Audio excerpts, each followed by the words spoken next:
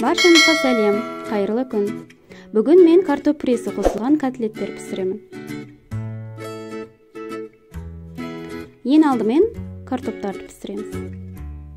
Картопты қайнап жатқан ыстық суға салып пісіруім керек. Себебі салқын суда пісірсек, картоп өзінің дәмін суға береді. Ал егер қайнап жатқан ыстық суға салып пісірсек, картоп өзінің тәтті дәмін бойына сақтап қалады. Енді котлет жасаймыз. Ол үшін бізге 400 грамм тартылған ет керек.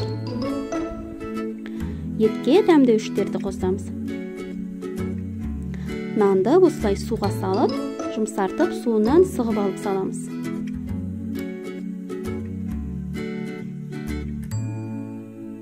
Пиязды және бір жұмыртқа саламыз. Енді осыны жақсылап араластырамыз. Дайын болғаннан кейін холодильникке 30 минут қойып қоямыз. Одан кейін шар тәрізді домалақ формада котлеттер жасаймыз. Қызып тұрған табадағы майға қуырып аламыз. Картоптың суын бәрін төкпейміз. Түбінде 1 сантиметрдей су қалу керек.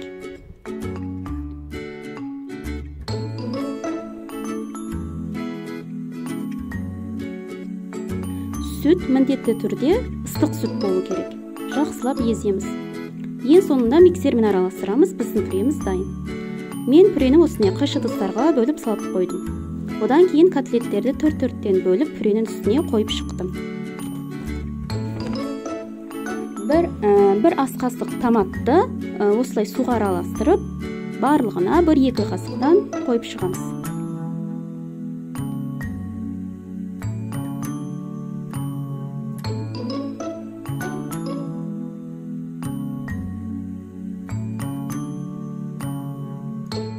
Одан кейін үпкіштен өткізілген ірімшіктерді үстіне салып шығамыз.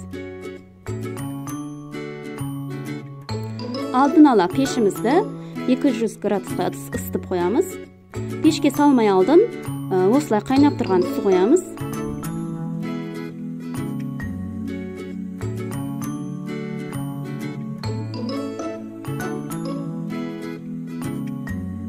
Міне тамағымыз дайын болды. Ас болсын. Каналыма тіркеліп, лайк, комментарий қалдыруды ұмытпаңыздар. Кездескенше.